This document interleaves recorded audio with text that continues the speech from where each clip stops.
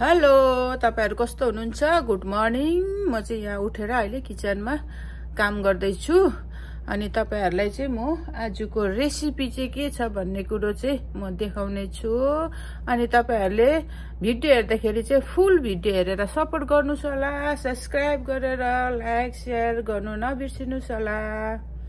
आजको रेसिपी चाहिँ यहाँ हेर्नु चाहिँ मेरो यो चाहिँ तोरीको साग हिजो चाहिँ मैले यो तोरीको साग बल्ल बल्ल यहाँनिर त यस्तो तोरीको साग त पाउँदैन नि त त्यही कारणले गर्दा हिजो पाएर चाहिँ मैले यो तोरीको साग लिएर आएको अब तोरीको साग मात्रै पकाउँदा चाहिँ मलाई मिठो लाग्दैन त्यही कारणले गर्दाखेरि चाहिँ यहाँनिर चाहिँ सुँगुरको मासु रेडी गरेर आएछु मैले यो सुँगुरको मासु पनि लिएर आएको बोइल गरेर राखेको हल्का बोइल गरेर राखेको अनि यसको लागि प्याज खोर्सानी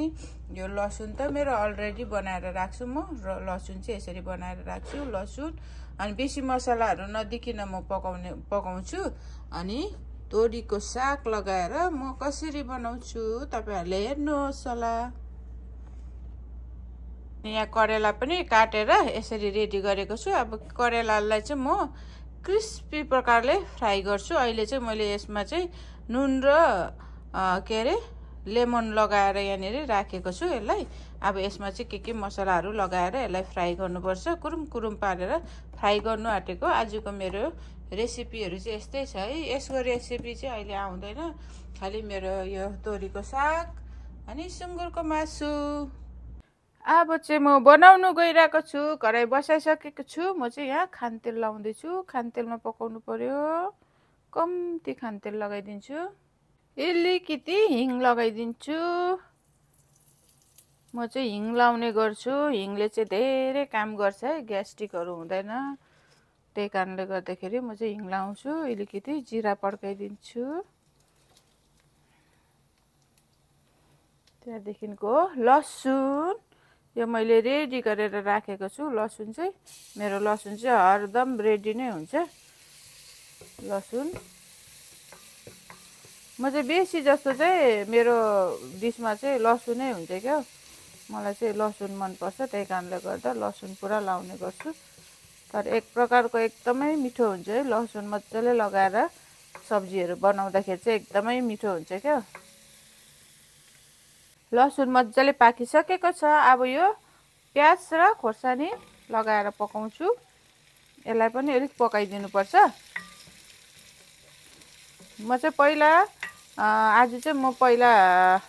पर्क नपकाएको किनभने पर्कलाई मैले अलरेडी बोइल गरेर राखेको छु त्यही कारणले गर्दाखेरि म आज चाहिँ अर्कै प्रकारले बनाउँदैछु अब यो प्याजलाई पनि हल्का ब्राउन हुनु दिनुपर्छ लसुन त अलरेडी ब्राउन भइसक्यो अब यो प्याजलाई पनि ब्राउन बनाउनु पर्छ पकाएर प्याज हल्का ब्राउन भइसकेपछि अब म यो काटेर राखेको यो बोइल गरेर काटेर राखेको पर्क लगाइदिन्छु अब यसलाई पनि मजाले मिक्स गरिदिनुपर्छ यसलाई मजाले मिक्स गरेर अब यसमा हल्दीहरू पनि लगाइदिइहाल्नुपर्छ हल्दी अनि नुन पनि लगाइदिइहाल्नुपर्छ स्वाद अनुसार मेरो चाहिँ चम्मच सानो छ नि त्यही सानो छ कि चम्मच त्यही कारणले गर्दा म चाहिँ अलिक मजाले लाउँछु नुन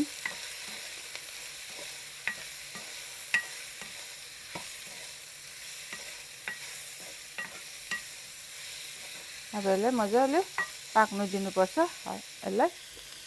अनि यो काश्मिरी रेड चिली पाउडर यो चाहिँ पिरो हुँदैन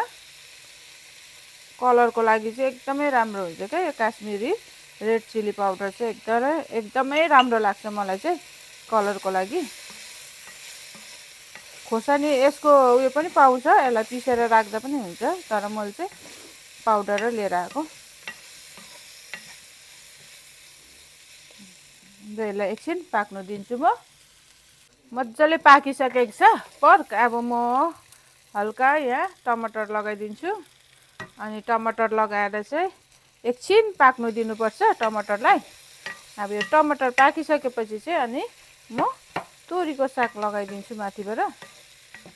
अब यो टमाटरलाई हल्का पकाउनुपर्छ। मजाले पाकिसकेको छ। अब म तोरी लगाइदिन्छु, तोरीको साग।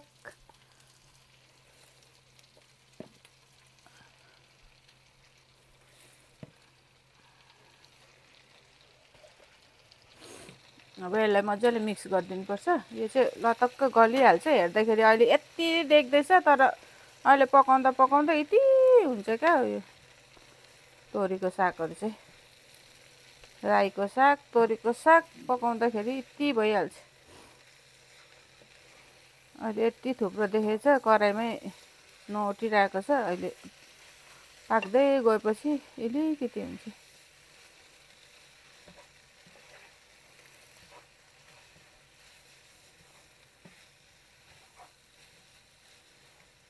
अब यसलाई एकछिन गल्नु दिन्छु। यसलाई एकछिन छोपिदिनुपर्छ, यसले मजाले गलिहाल्छ। ए हेर्नुहोस् है, तोरीको साग त गलेर कता हरायो।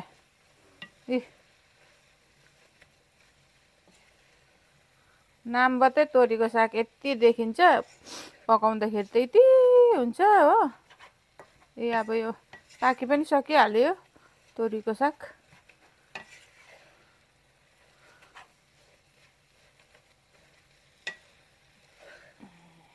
रेडी भइसक्यो।